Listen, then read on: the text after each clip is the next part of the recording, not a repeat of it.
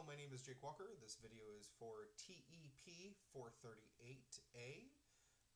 This is my student voice video assignment. The first question you asked was, how do we shift students' experiences of education from something that happens to them, something they own? My plan is to do that, is to give them a sense of owning, and by giving them direct and precise feedback every single time they submit an assignment. One of my favorite things to do when I was a student was to debate ideas, the debate and an exchange of ideas, and that is something that I'm planning to implement very heavily. I plan on being a history teacher, so that kind of makes sense, as well as having a reasonable amount of classwork. I think that busy work is basically nonsense.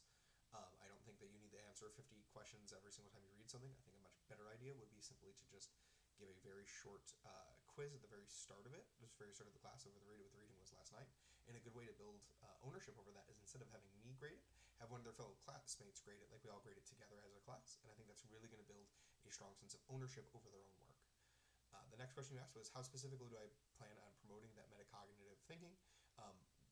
Through debate, honestly. One of the best things I did when I was a young man was I got really good at steel manning positions that I didn't actually believe in.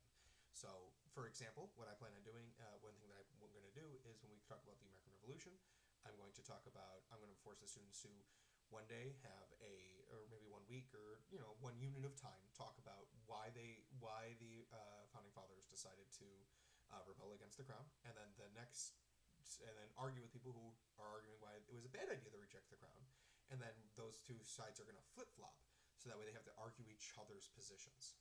I think that's really going to force them to think outside of the box, and not just, this is what's true, this is what's right. It's, why do we think this is true? Why do we think this is right? I think that requires that sort of idea.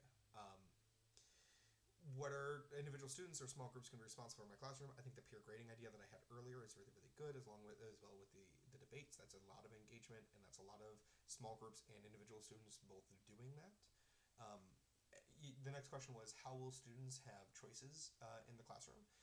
Honestly, with the rise of AI, we're probably going to see more stuff like this, where the students have to make videos or have to do something creative that AI can't do all that well, or at least all that individualized. But the problem with AI is students are going to aim for whatever's the easiest, right? I could have plugged this into an AI to make this script. I didn't, but I could have.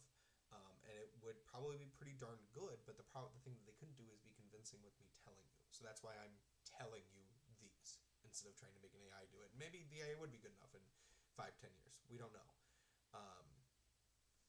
But my plan is to let the students kind of pick how they want to do things. For example, if I'm talking about like Sherman's March to the Sea, the important part about it is that they can tell me the important things, why it's happened, what effect did it have, how it was the first instance of real total war being used against a populace, stuff like that. Maybe that's what at least the first one in the modern era.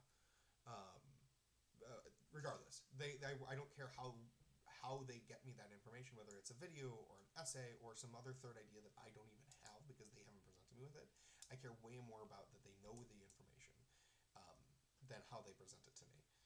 Finally, how am I going to get student feedback? One thing that always worked well for me when I was in school was, I really liked exit tickets. I think exit tickets are a great idea of, hey, what was the best part about your class day? What was the worst? What can I improve on? What was really good? As well as, when you're speaking to a group of people, you just have to pick up on the nonverbal and verbal cues, when they're getting bored, where their eyes are, things like that, and you have to adjust on the fly to that thing.